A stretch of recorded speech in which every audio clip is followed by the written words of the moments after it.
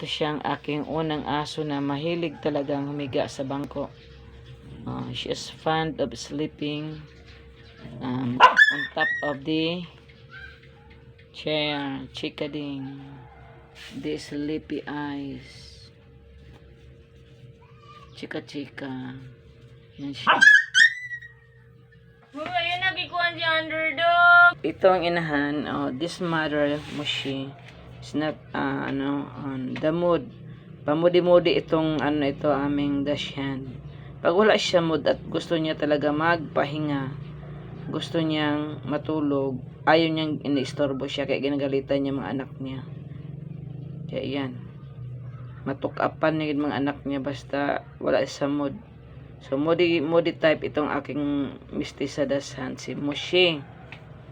So, di talaga makalapit ang mga anak niya basta wala siya sa mood. Ito yung kanyang pinaka-cute na baby, si Underdog.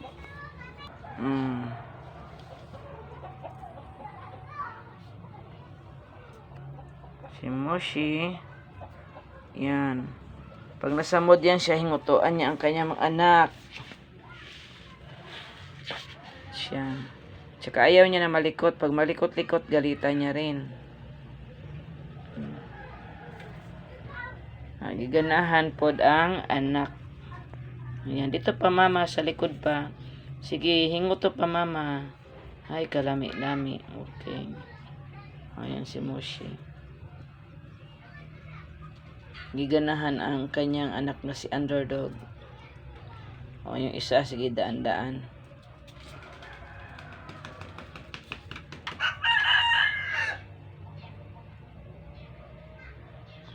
Bawat anak niya ginahingutuan niya. O kung sino lang sige lapit sa kanya, yung mga may pagkasip-sip. Yun ang kanyang O yung iba natutulog lang ito. Yan, natapos niya hingutuan. Si Butchoko yung puti. Si Tagpi. Tsaka si Tiger.